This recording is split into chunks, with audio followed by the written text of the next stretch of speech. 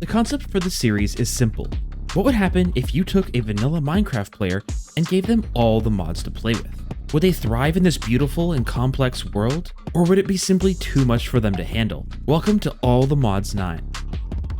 Hey everybody, my name is KryptoCal, and welcome to the next episode of All the Mods 9. In between episodes, we have been doing a lot of building. Well, at least I have been. So I've been working on this section down here of the terraformed area for quite a while, and I think I do want to do a little bit more work down here. I want this area in between here to be probably dug out even a little bit deeper.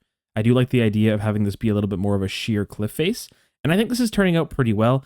I've done a lot of terraforming work and a lot of just really fine stuff, so some of this might end up changing, but I just wanted to kind of get started on it just to get something down. I have some loose plans, but for now we're just going to keep this as is, and I'll be working on the terraforming in between episodes here and there. Apart from that, I've also come down here and decided to add a little feature on the side of the mob farm, and I added this little water wheel. Funnily enough, it's actually not a water wheel, it's a small windmill from Create. Yeah, there's a windmill bearing in here with some of these sails on it, so it's actually rotating as if it was a windmill, but I just wanted it to kind of look like more of a water wheel. I tried using the actual water wheels from Create, but they ended up just looking way too small.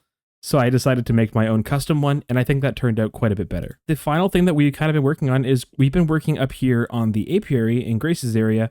Grace has been working on doing some of the texturing and stuff up at the front here, but we kind of laid out the exact size this is going to be, and we can hopefully get this all up and running, hopefully sooner than later, because we want to put the bees. The problem is the build is so large that the mountain behind has to kind of be taken down as well, or else it's not going to fit in this area. So we're kind of working on taking the mountain down a little bit at a time, and it's starting to look pretty cool. The current plan for the start of the episode is we need to get ourselves some better gear. And we have all the smithing templates that we're going to need up until the vibranium tier to get us some way better armor. But the armor is actually the easy part. What we actually want is to get some better enchantments on that armor. Because there's going to be some dungeons that we're going to be going to in the other dimension that can get pretty crazy pretty quick. So it's going to be a good idea for us to get as good gear and the best enchantments we can as possible. Apart from the enchantments for the gear, we also need to get some stuff from the Apotheosis enchanting setups for the star. We have to get Apotheosis for, I'm trying to find the item,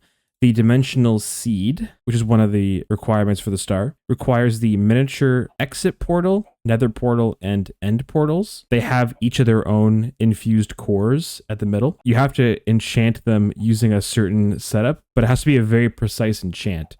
So for example, the nether infused teleportation core, if you can see it, you have to have it Eterna, at least 40 Eterna in the enchanting, but no more than a certain amount of quanta, and like it's a very precise amount you have to have of each one to enchant the right one. So basically we have to do like 3 different setups that have these stats, but that's going to be like we have to have access to some of the end game shelves first, which we probably aren't going to do this at the beginning of this episode, but we're going to get into it at least. We'll try. We're working our way, right? We're on our way. We're going to upgrade our enchanting setup to a point, but then once we get to there, we'll have to kind of keep working on it and building on it as time goes on, but for now, we can at least craft up the hell shelves because that just requires some of the potions of regen. And I have a bunch of brewing stands, so we can probably just bulk craft all these potions. Good old vanilla brewing. Each hell shelf will give you 1.5 Eterna, maxing out at 22. So that, I don't know about that math. That's, I think, 22.5.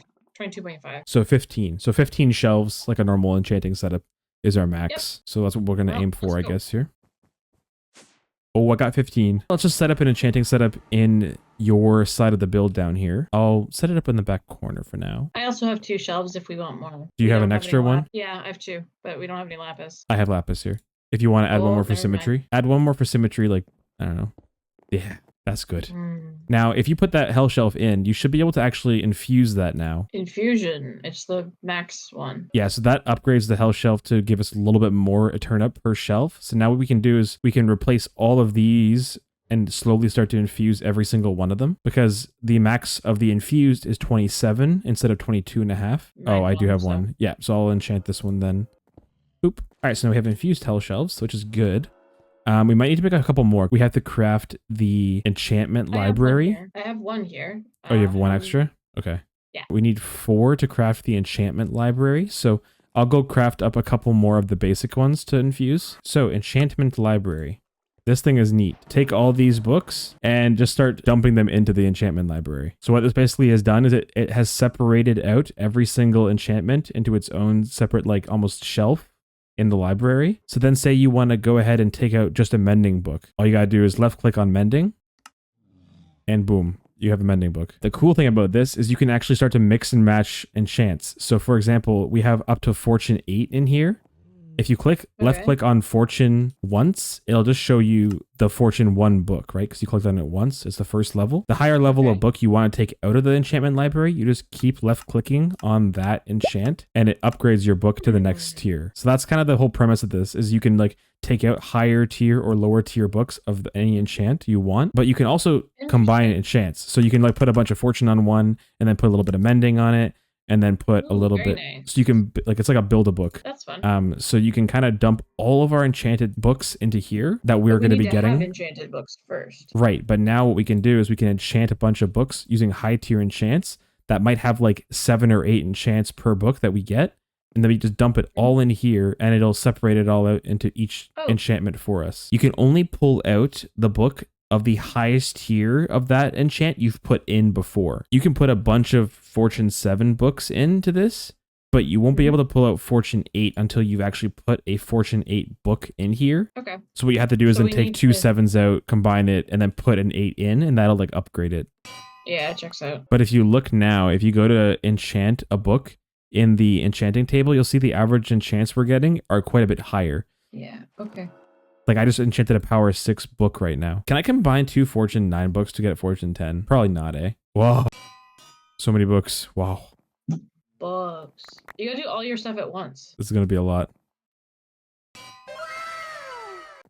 Wow. All right. Well, that's pretty much all the enchants I guess we have. So I think the best course of action for us will be to probably go ahead and get ourselves some basic netherite gear that we can then upgrade to all the modium gear and then enchant that and see what we can get. I'm just going to go ahead and just trash my osmium gear. It did us well for the first little while, but it's time for an upgrade. Gear. And let's upgrade all of this netherite, all this gear to netherite.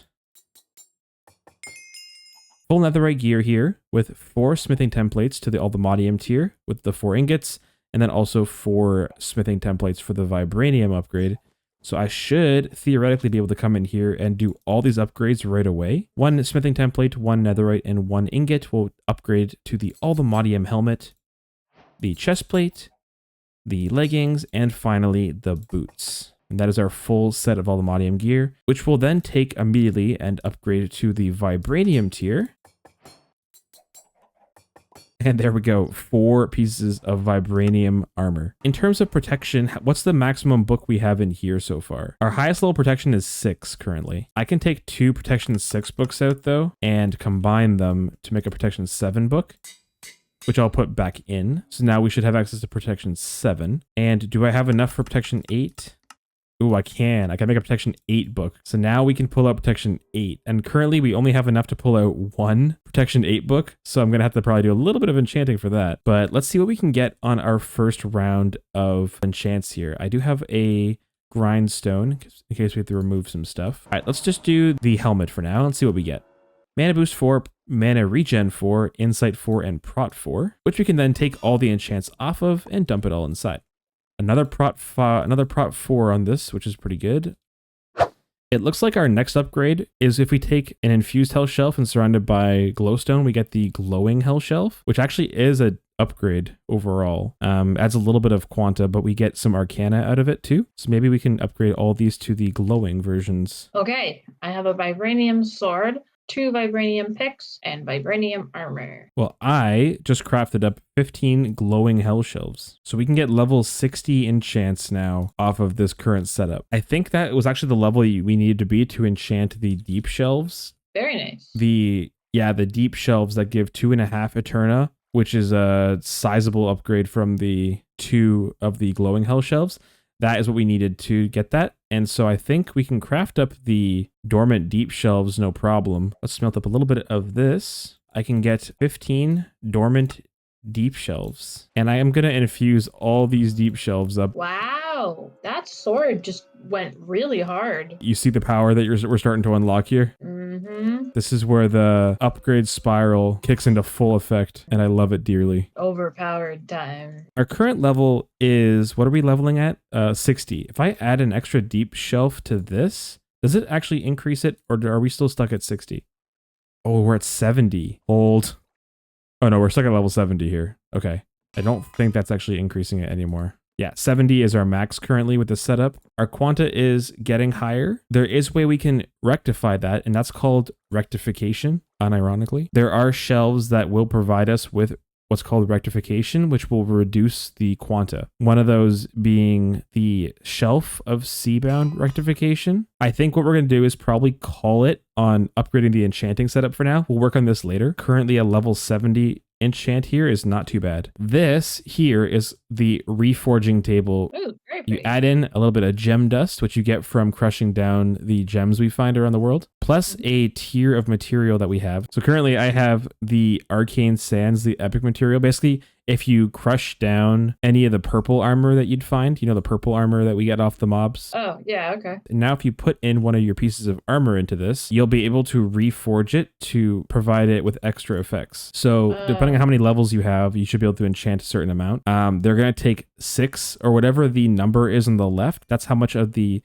arcane sands it's going to take, and basically they can just add extra stats to your gear. There's a chance you'll get some of the empty sockets available on them, so that's when you can start slotting in gems into your gear using the smithing table, and that's how you even further upgrade your armor. So you can like basically reforge your gear to get you more sockets, which you then can just put a bunch of really broken gems into it to make it overpowered. So there are some that are really good. There are some that will like even give you extra luck. So when you're going then and looting like loot chests out in the world, luck will help you get rarer stuff. So then you'll get rarer gems, rarer a bunch of stuff, which is going to be really handy. Yeah. So, but the best tier is obviously the Godforged Pearl tier. We don't have a ton of them right now. It's a little expensive. So we're going to go ahead and get ourselves a little bit of armor made up now that we have this really good enchanting setup. And then I think it's time for us to go on a bit of an adventure into the other. So after a bit of re-rolling of our gear, I think we're at a place where we're pretty happy with the gear that we have on. I have pretty much all the max enchants that I'm going to want on my gear. I don't have full protection 8 on everything. I didn't quite have enough books and stuff for that, but for now, this should be pretty good. I have actually got luck on pretty much all of my gear, which will make it a lot easier to find certain rare things in the dungeon that we're going to be going to soon. But I also have a really, really good sword. That, as well as I enchanted both of my pickaxes, one with fortune and one with the silk touch, so we have one of each of those, and I also have a decent bow here that has also been enchanted. All in all, I think we're pretty much geared up and ready to go. You were saying I should craft up a quantum catcher? Yeah, so if we're gonna grab the piglich mobs, we can then take them and bring them back for our amber bees to put into the amber, which we can then use to farm their mob drops, I think, later. I was only able to craft one. That was all we had left. I can work with the one I have. Well, we'll bring some waystones with us because it's going to be quite a journey, I think. We'll meet all of you back in the other dimension. All right, so are we going to do the pyramid first or the dungeon first? It's a great question. I think whatever's closer. All right, well, let's hope that they're in the lazy. same direction. All right, the ancient pyramid is 8,000 blocks. Oh, okay. Sorry, that's the pyramid? I have a structure compass too, so I'll type in the other one. 5,628 blocks in that direction. Well, I guess we just do that one. Okay, let's go. You can kind of spam the fly button. That's what I have been doing. If you spam it fast enough, you can technically fly. It's a little... I have an umbrella as well, but yes. I am gaining Y height. Yeah, you can get boosted by it for sure. Not quite showing up on the map yet. Oh, that might be it up on the... Up there. Yeah, there it is. I can see it on the map now. So I'm going to set up a little waystone here. So I'm going to grab a couple things here. One is this interdiction pylon, which basically you can configure a certain area around you to not spawn any mobs of a certain type. Oh. So I'm going to grab a couple of those. Basically, you have to have these cards. Right click on the mob to kind of select them, and then if you put them inside of the pylon, that mob won't spawn around the pylon. So the plan is going to be probably to go to the middle of the dungeon and start swapping as many of the mobs with these filters as we can and dumping them inside of the pylon. Well, there's no time like the present to have some fun. Okay, should I go in or no? Yep, I'm running to the middle. Oh gosh, I'm worried. Oh, there's so many mobs. I swabbed a witch. What I got a the couple. heckies? What did you swab? Vindicator and Cave Spider have been swabbed. Okay, I swabbed a zombie. Should I swab a zombie villager or no? Yeah, if he's showing up, might as well. Okay. It's in. Did you get a wither skeleton? I did. No, I didn't. Alright, I got one. And the fun thing, this is just the intro. This is just the warm-up. This isn't even Okay. the bad part. Don't blow up my pylon. Oh gosh, don't do that. Oh, there's a whole bunch of diamond blocks over there. That's kind of fun. There Is are this some one that I already netherite found? blocks in here. There's a lot of really interesting things in this area. I don't have any more of those mob cards. Did you grab those? I have the mob cards, yeah. Oh, I'm so stressed. Oh no, I see spawns. Oh gosh. No.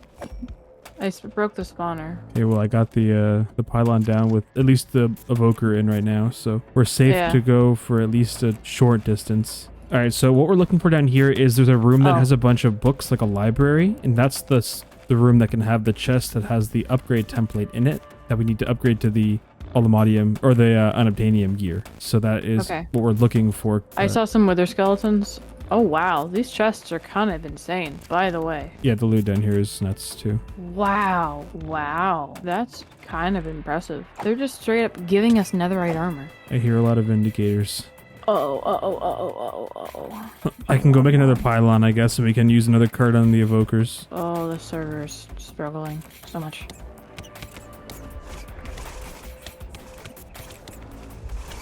Okay, get out, get out. Where is the evoker? Come here. Oh no, okay. I have evoker and vindicator on the pylon Okay. here. Oh, frick. I'm so far in. I'm too far in, Cal. There must be an evoker somewhere that's still summoning around here. There's a whole horde of them, Cal. I found them. I know where they are. That feels like that's where they are. Oh, this might be the library room. Hold on. There's a library room here. I might be able to find Oh, that man. template and get us out. Okay, do it. I got it. Okay, out. I made it home. Oh. Well, that was probably about as smooth as it could have gone, truly. That was pretty clean. Got pretty lucky with that template, though. But that it wasn't template bad. normally takes a bunch of libraries to try and find it, but Oh, I so we think got with- incredibly lucky. well, I think it was a good idea to enchant all of the armor with luck. I think that definitely helped. That's fair. You've got a good point. Enchant your armor with luck before you do that. All right, shall we see how far a pyramid is from here at the dungeon? Let's see. For sure. And we're doing this to get the pigmans, right? 3,900 blocks. Well, it's closer Okay. than the That's closer. 8,000. The piglich spawns on the outside of the pyramid too, so you don't even have to go inside of it to grab him and go. So That's that nice. should be a little bit easier. All right, so here's the pyramid, and it looks like we have a couple piglets here that are being attacked by the wither skeletons. No. I'm gonna grab these guys really quick. 1, 2, and there's a third one up there. And I think 3 should probably be enough. Maybe you can grab a couple while you're over there too, but Yeah, I think I'll grab them. all right, I have all 3 that I have here, and there is some loot to be had inside the pyramid as well, but I don't really know if it's worth the pain and suffering. A couple of decent chests, but I wouldn't say anything is super necessary right now, so run! So now that we have the piglich, we can go ahead and actually put these guys in the amber from the amber bees, and I think that we should be able to farm these guys and their loot using the bees. So we're gonna try and get them all set up in here. I'll release the bees. Put one Oh, in. wait. Why did you wait? Okay. I hadn't put the bees in. Why would you do that? He's okay. Yeah, I wasn't in there yet. Oh, look, there he is. Nice. We got That's- him. I mean, I don't think we Look, need more he's than in a little thing. this piglich doesn't want to go in the amber. He doesn't even know that he wants to be trapped. So yeah, our hope is to be able to use the wannabes that Grace has been breeding up to farm the drops from the piglich instead of doing it another way. Yeah, you can farm the piglich using the hostile neural networks. He has a data model, but you have to kill 6 of them to be able to make it a decent one. You could also use, I believe, the drigmes from Ars Nouveau. These will actually let you to farm the mobs as well. I've never done the amber bee route before, so I figured it might be worth trying and seeing how effective it is. But eventually they Not should hopefully give a couple of piglich hearts, I suppose. They're pollinating. Look at them go. Oh, here. Want 8 piglet hearts? Oh, you got 8? They're Wow. really good bees, man. Wow, these guys are cooking. 8? Remember how that was only from one hive. That's no upgrades either. That's no upgrades. That's because these guys are the very high productivity. I have been spending so much time to max out the genetics on these guys.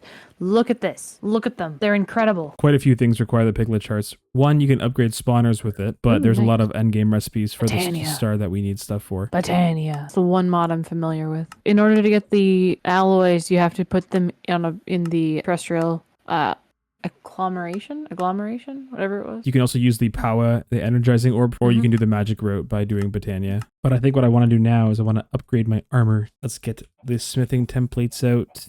1, 2, 3, and 4. Now that is some fancy looking gear right there. Very purple. What would be a good trim to go with the purple? I have the silence trim for all 4 pieces, but what material should I go for? Netherite maybe? Netherite or quartz could be nice. Oh, that looks pretty good. The quartz kind of looks cool too, but I think the netherite looks cooler. I like the dark. How about this? You do the netherite and I'll do the quartz.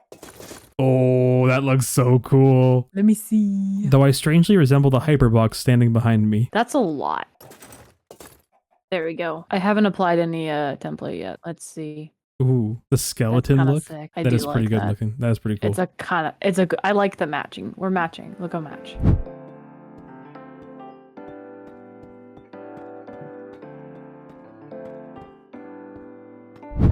And after a little bit of time here, we've been just working on the build over there, and we are pretty happy with how this ended up turning out. We're super happy with the whole thing. We really weren't totally sure how this was all going to come together, but I think it ended up coming together pretty nicely. These 2 little outcroppings on each side really break the roof up. So far inside, all we have is all the apotheosis stuff that we've been working on, but I'm sure we'll make this place look beautiful at some point, right? It definitely won't stay like this for the entire series. Absolutely not. And of course, while we were building, our bees were working hard getting all the mob loot from those the crystallized amber mobs. And if you come inside of our amber bee hyperbox, mind the green screen, we have here, well, I have here the pyromancer and the dead king. So we had the dead king here originally.